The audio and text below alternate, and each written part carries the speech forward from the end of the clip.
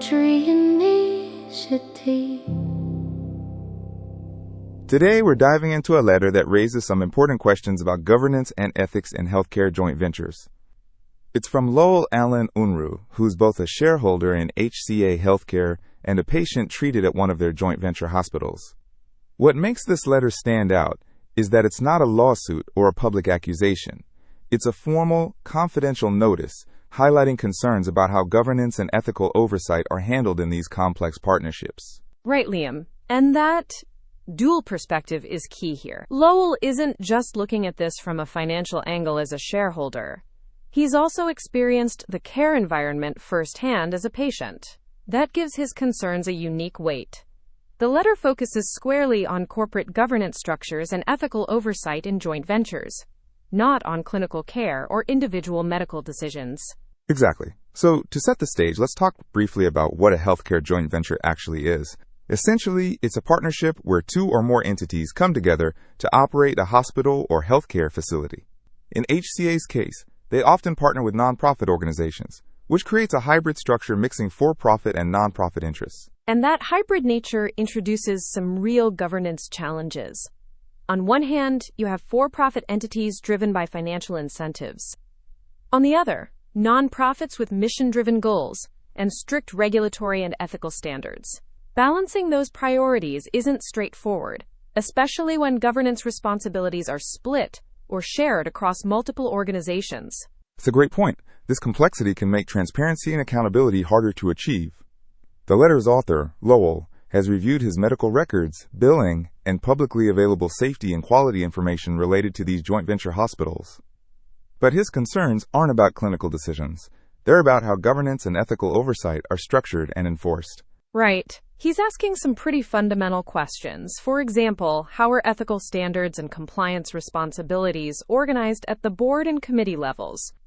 Are these standards applied consistently across all subsidiaries and joint ventures, including those affiliated with nonprofits? And how is public safety and quality data collected and disclosed? Is participation in safety questionnaires centrally directed, or are some selectively omitted? And perhaps most importantly, he's probing how corporate incentives might influence operational decisions that are adjacent to clinical care.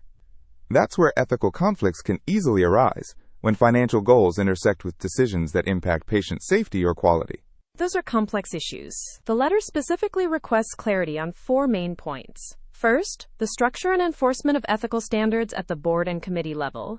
Second, how those standards apply across all joint venture hospitals, including nonprofit partners. Third, the role of centralized governance in public safety and quality reporting, especially regarding selective participation or omission in public questionnaires.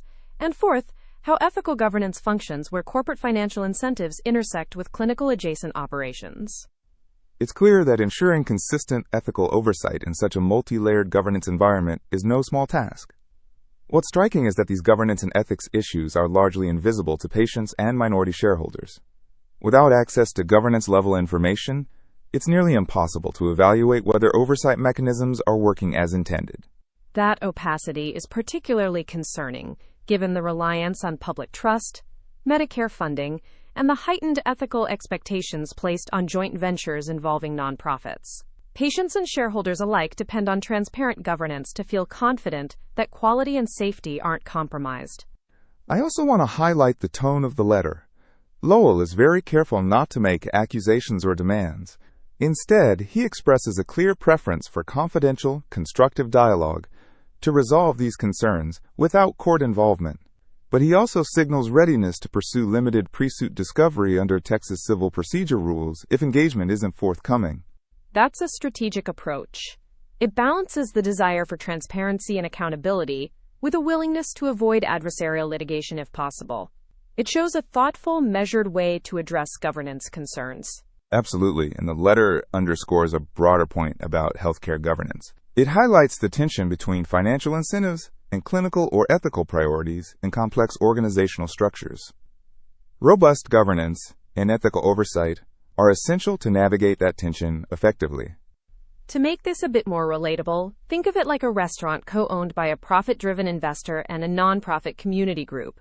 The investor wants to maximize profits, while the nonprofit wants to ensure healthy, affordable meals. Governance decisions like menu choices, pricing, and food safety require balancing these interests transparently. If the governance structure is unclear or selectively hides information about food safety, both customers and minority owners lose trust. That's a perfect analogy. Similarly, in healthcare joint ventures, clear and consistent ethical oversight is critical to maintain trust and compliance. Without it, the whole system risks losing credibility. So, to wrap up, Lowell Allen Unruh's letter is a thoughtful call for clarity and accountability in the governance of HCA Healthcare's joint venture hospitals. The issues he raises go beyond one company. They reflect broader challenges in healthcare governance, where for-profit and non-profit interests intersect. And the key takeaway is that transparency, consistent ethical standards, and open dialogue are essential to maintaining public trust and ensuring quality care. This letter sets the stage for an important conversation about how healthcare organizations govern themselves in complex partnership arrangements. Exactly. It reminds us that governance and ethics oversight, especially in joint ventures, are often invisible but critically important. And addressing these issues proactively benefits not just shareholders, but patients and the public as well. Well said. That's a wrap for today's episode. Thanks for joining us as we unpack this important letter and the governance questions it raises. Thanks, everyone. Until next time.